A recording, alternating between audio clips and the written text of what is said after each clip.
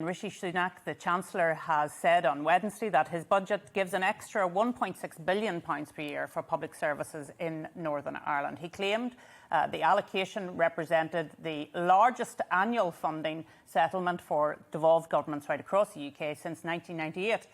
But how true is this? Northern Irish politicians of different backgrounds have disputed the claim. Conor Murphy, the Sinn Féin Finance Minister, said it was nowhere near what is required. And I'm very pleased to be joined this afternoon by the MP for East Antrim and former Northern Ireland Finance Minister, Sammy Wilson, who I'm sure will have a view on all of that. Sammy, we've got a lot to cover in a short time, but I did want to, of course, ask you for your reaction to the budget in general, but particularly in relation to Northern Ireland.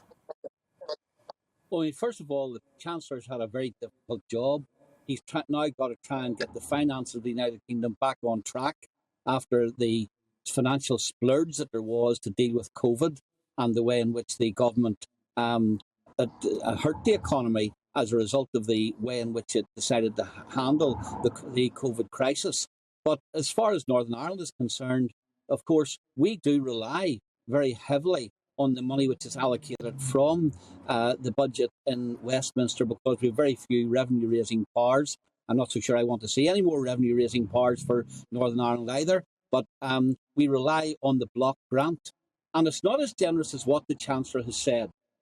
Public spending in the United Kingdom as a whole will go by 3.8% in real terms over the life of this Parliament.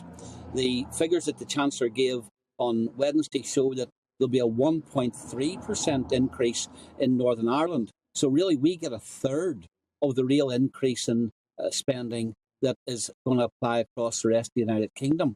And I think that will cause some pressure on the budget at Stormont. Nevertheless, the Finance Minister does have a job, and I know from the difficulties we had in the past, has a job to ensure that public services are provided for as best they can.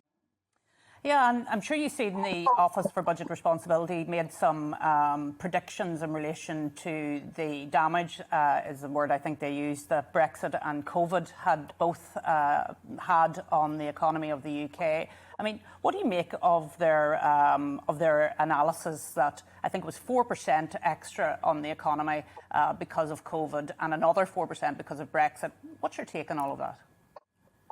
Well, first of all, we know that the Northern Ireland Protocol has cost the Northern Ireland economy about £850 million so far because of the disadvantage which it places the Northern Ireland economy in due to restrictions in goods being able to come to Northern Ireland, the extra costs involved in bringing goods to Northern Ireland and the cost which that puts on manufacturers, as well as the fact that some suppliers are not even supplying to Northern Ireland any longer. So there is an issue there which the government needs to address. And of course, the government has a general levelling up agenda.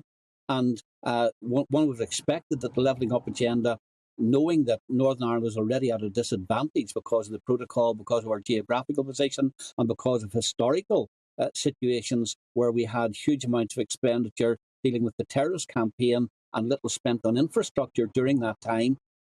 There's a lot of levelling up to be done. Yet it seems to be that the allocation in the budget is the reverse of that, where Northern Ireland is getting actually a lesser percentage than the general uplift in budgets for departments right across the United Kingdom.